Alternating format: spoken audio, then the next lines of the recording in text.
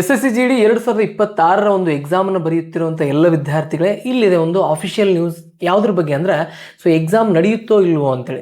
ಯಾವತ್ತೂ ಹೇಳ್ತೀನಿ ನಾನು, ಎಕ್ಸಾಮ್ಗಳನ್ನು ಮುಂದೂಡಲಾಗುತ್ತೆ. ಯಾಕಂದರೆ ಒಂದು ಸತಿ ಅಫಿಷಿಯಲ್ ಆಗಿ ನಾವು 23ನೇ ತಾರೀಕು ಎಕ್ಸಾಮ್ ನಡೆಸ್ತೀವಿ, ಅದು ಫೆಬ್ರವರಿಯಲ್ಲಿ ಅಂತಂದಾಗ ಅದನ್ನು ನಡೆಸಬೇಕು ಅಥವಾ ಮುಂದೂಡಬೇಕು. ಅದನ್ನು ಬಿಟ್ಟು ಕ್ಯಾನ್ಸಲ್ ಅಂತೂ ಯಾವತ್ತೂ ಆಗಲ್ಲ ಸರ್.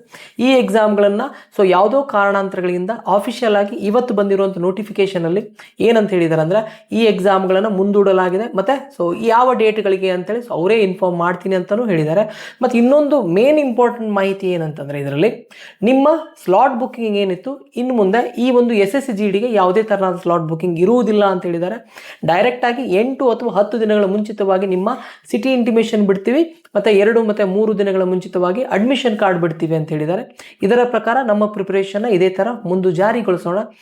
ಎಲ್ಲ ವಿದ್ಯಾರ್ಥಿಗಳು ಭಯಪಡದೆ ಪ್ರಿಪರೇಷನ್ನ ಚೆನ್ನಾಗಿ ಮಾಡಿ. ಇದೇ ಥರನಾದ ಒಂದು ಎಕ್ಸಾಮ್ನ ಮಾಹಿತಿಗಳಿಗಾಗಿ ಈ ಒಂದು ಚಾನಲ್ನ ಫಾಲೋ ಮಾಡಿ ಸರ್. ಧನ್ಯವಾದ.